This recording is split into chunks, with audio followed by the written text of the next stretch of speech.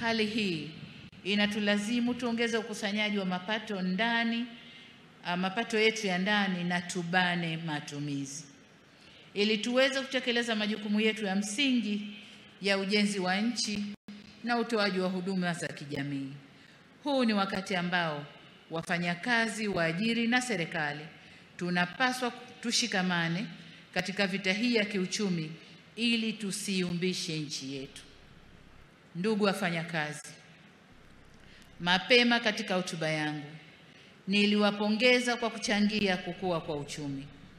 Mwezi Mei 2024 mwaka jana, wakati tukiadhimisha siku ya wafanyakazi, serikali ilieleza ugumu wa uchumi ulivyokuwa kwa wakati ule na kuwasihi tusiongeze gharama kwa serikali kwa kuongeza mishahara, bali tuliendelea na upandishaji wa madaraja na kutoa maslahi mengine ya wafanyakazi. Sasa kwa mapenzi makubwa na kwa namna mlivyoiunga mkono serikali tulipowaomba mfunge mkanda na mkaamua kujituma na kufanya kazi kwa bidii na kufanya uchumi wetu ukue kwa 5.5% mwaka huu, kwa kuwa mcheza kwao hutunzwa.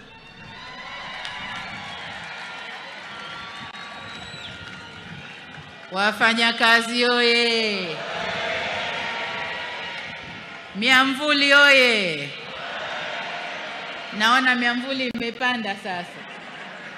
Wakati wote miamvuli ilikuwa chini. Sasa hivi miamvuli imepanda.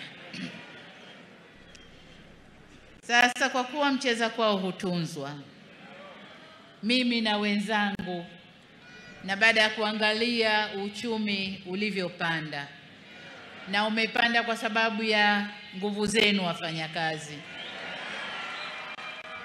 ninayo furaha ya kuwatangazia kwamba katika kuzidi kuleta usawa kwa wafanyakazi, mwaka huu serikali itaongeza kima cha chini cha mshahara kwa watumishi wa umma kwa 35.1%.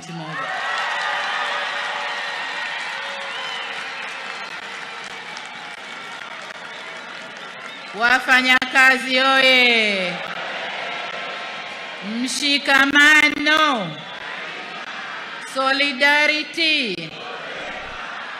Aya, tusikilize. Nyongeza hii itakayoanza kutumika mwezi Julai mwaka huu itaongeza kima cha chini cha mshahara kutoka shilingi 370,000 hadi shilingi 500,000.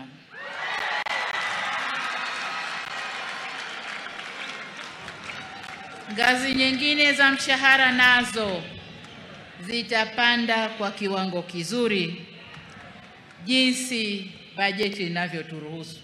Lakini nataka niwaambie nyongeza nzuri ipo. Kwa upande wa sekta binafsi, bodi ya kima cha chini cha mshahara kwa sekta binafsi inaendelea sasa kufanya mapitio ili kuboresha viwango vya chini vya mshahara kwa wafanyakazi wa sekta hiyo. Pamoja na kazi inayofanywa na bodi hiyo, naendelea kuvihimiza wizara na vyama vya wafanyakazi kufanya majadiliano na waajiri ili kutekeleza mikataba ya hali bora ya wafanyakazi katika sekta binafsi waendane sambamba na wenzao wa sekta ya umma.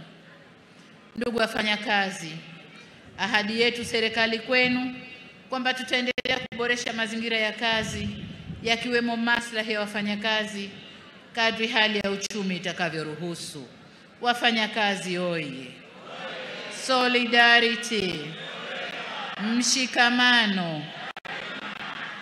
Ndugu wafanyakazi, nimalizie kwa kuwapongeza tena wafanyakazi wote nchini kwa kuadhimisha sikukuu hii